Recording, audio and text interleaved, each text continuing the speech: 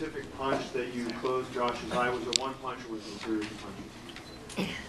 I don't know. I think it's after. I'm not sure exactly when it actually happened. I think it's after the first round.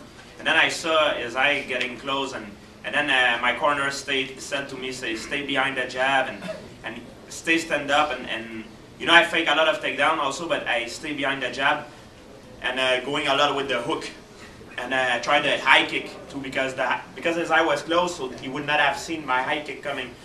But Koscheck, he's a clever guy, you know, so he kept his hand very high and he was very well protected. And did you ever feel at any point that any of the shots you hit him with that you had him kind of wobbly or in any kind of trouble? Yeah, sometimes I feel like my knuckle, I feel wobbling him, but he was very well protected. He protected himself very well, and you know, I've said like in an interview before, I said, oh, I want to, you know, if I beat Josh Koscheck, there's going to be no rubber match. He's going to be done, and we're never going to fight each other again. And he's very tough, and the performance he did tonight, I think he's still in the top welterweight. You know, maybe I talk too fast. You know, maybe in a few, who knows, in a few months, years, maybe he's gonna come back. You know. And it was the third or fourth jab he hit him with that hurt his eye, and then he just continued to stick that thing in his face the whole. Like I said, I don't know if I've ever seen somebody take that much damage from the jab in the first round of the fight in MMA. George.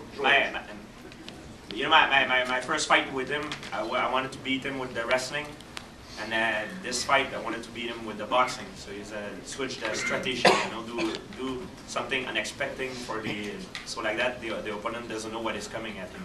You know, that's the mixed martial art is like a chess game. You know, you wanna play strategic. Jean, ici, juste tantôt tu mentionnais que pour Toronto, tu semblais être en bonne santé, etc. Mais il paraît que c'était un peu difficile de quitter l'octogone, de t'aider un peu. Où exactement tu étais blessé? Est-ce que tu peux détailler un peu plus sur le sujet? Oui, c'est quand j'ai fait un Mawashigiri, c'est un coup de pied à la jambe à Josh Koscheck. Il a levé sa jambe, il a bloqué avec son genou. Alors mon tibia, mon péroné, pardon, mon péroné est rentré en collision avec la capsule avec son genou. Et bon, c'est ça, c'est l'enflure en fait. Il n'y a rien de cassé, c'est juste enflé. Je vais mettre de la glace et puis dans 48 heures, je devrais être à 100%. George, earlier you talked about when they brought up Anderson Silva, and you talked about wanting to gain weight, you know, in a healthy manner to move up, if you're going to move up to middleweight.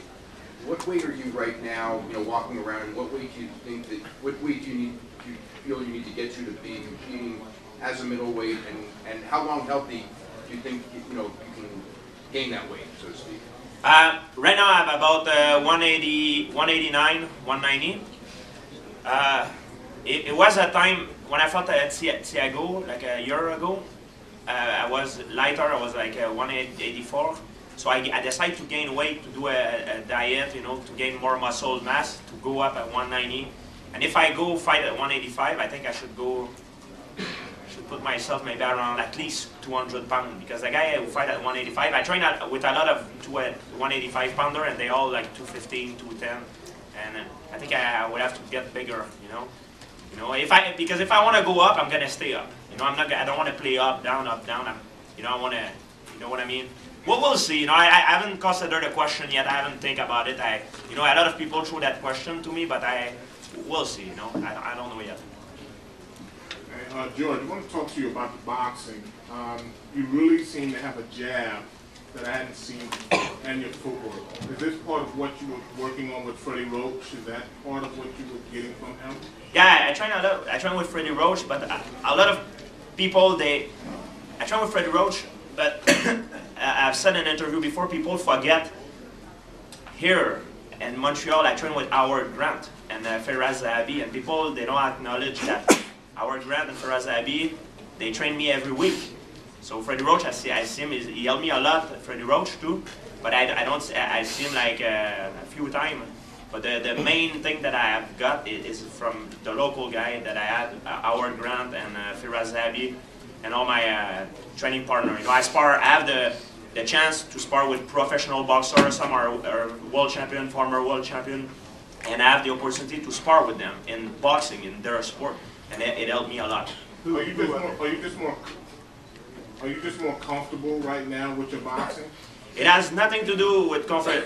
People, they criticize, oh, you go on the floor instead of keeping standing up. My strategy of fighting is always to do something what my opponent doesn't expect me to do. You know, like in my first fight with Koscheck, I beat him with the wrestling because he was not expecting that. Tonight I beat him mostly with the striking, what I call the shootbox, you know, standing up.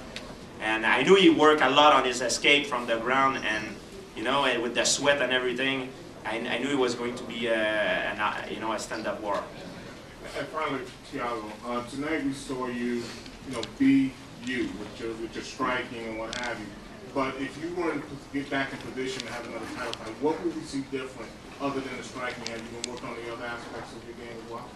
Yeah, I'll be always, working all the aspect of my game. We train wrestling, jiu-jitsu weekly, so, it's just, I prefer to fight and stand it up, but in this fight I make sure to do a couple of takedowns there, just to show that I'm not just one dimension and everything. But if I don't take the guy down, it's not because I don't know wrestling, it's because I don't feel like it.